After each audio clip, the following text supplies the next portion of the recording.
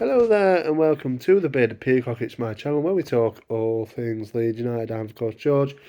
Welcome to the channel, everybody. It's actually a match preview today as Leeds United are back at home. Home comforts, hopefully, for Leeds on Saturday, the 16th of December. We play Coventry City at Elland Road. It's a 3 p.m. kickoff.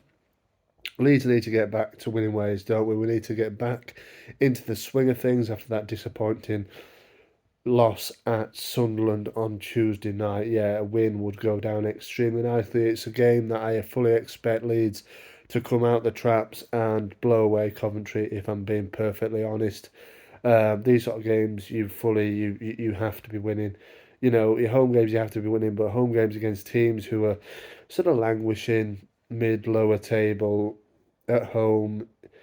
Look, if we lose the game, it starts to then become a little bit of a slip, doesn't it? So we have to make sure that that Tuesday was just a one-off sort of thing.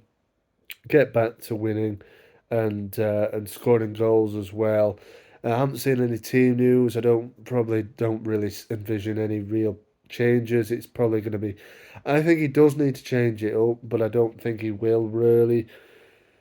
For me, I'd love to see sort of a little bit of a mix, sort of a real different sort of situation where maybe even Bill Ayling comes back in at right back and maybe Archie Gray goes back into centre mid and possibly there you got a drop maybe Ampadu.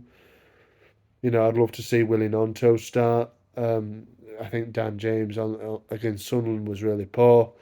And we sort of ran out of ideas attacking wise. I think it does always seem a little bit more expansive, a little bit more free flowing at home, doesn't it? Um, but you know, I would like to see Willie giving a go. I think the last couple of games he's come on, he's shown a bit of promise, you know. So I would like to see him giving a go from the start. But let's wait and see what Daniel sees fit to do.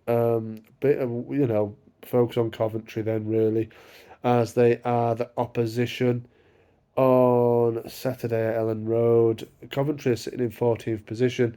Like I said in numerous videos before, not that the table really still doesn't really matter to me. I feel like, yeah, I know at the other end we're 10 points behind Ipswich, but we need to just focus on winning games. And like the old adage is, we can only control what we can control, and winning games, that is all we can do. So yeah, Coventry, obviously, this is the fourth straight season back at Championship level. They went way above expectations last season, and we're only obviously a penalty shootout away from regaining their Premier League status, which obviously hasn't been the status for some time. But they were that close, weren't they? Fifth, they finished fifth. You know, the two previous seasons were sort of mid-table and around about where they finished, where they are currently sitting in 14th position, 26 points, 6 points away from the relegation zone, and I think it's about it's about 7 points. I think 7 points away from the playoffs. So yeah, they're kind of like, yeah, bang mid-table, aren't they? Really, maybe the whole division pretty much has aspirations probably of getting into the playoffs, don't they? At this stage, it's so tight. Coventry though, Matt Robbins is by some way one of the sorry, he is by some way the longest serving manager in the Championship, coming up to 7 years now at Coventry. Coventry, as Matt Robbins obviously done a fantastic job.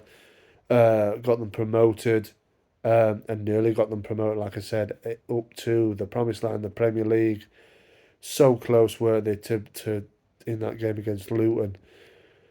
But obviously a little bit of a drop off this season from that high of sort of playoffs, and wasn't expected, was it, for Coventry if you go back to the start of the 22-23 season.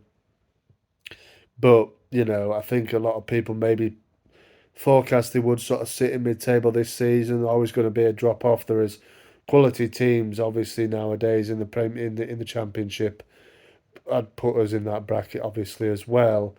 But they did mighty well to get into the playoffs. And if you look at the last five games, they've actually got the exact same record as Leeds. Um, Three wins, a draw, and a defeat. 10 points accrued.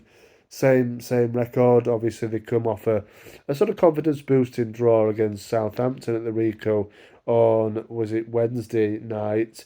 So they led in that game for a little while. So they're on a little bit better form. Obviously, that's one defeat in 5 games. That defeat came away at Ipswich Town. So they're not good travellers. Of their 10 away games so far this season, only 2 wins, 2 draws, 6 defeats, only 8 points gained as opposed to 18 points at home. So significantly worse travellers than they are at their own stadium, which obviously bodes well for us. With them coming to Elland Road, obviously unbeaten at Elland Road, Leeds United, we obviously need to keep that run going. But I do feel like Leeds will win this game pretty comfortably. I must admit. I think it'll be another Watford, another Huddersfield game. They will come to frustrate us, Coventry. They have players to hurt us as well. In the moments, God knows how they're going to play. To be fair, Robbins has messed around with the formation no end this season.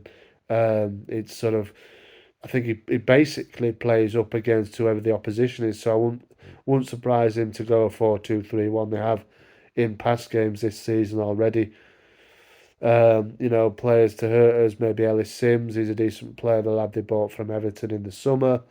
Haji Wright, one of our American friends, of course.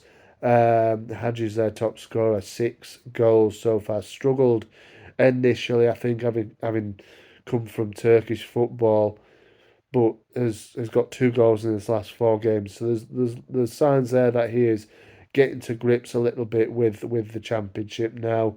He's level on goals scored with Mark Godin, who's got 6 as well, and it's quite an experience. It's a classic mix of experienced pros and young professionals, really, as we see more often than not nowadays in the championship.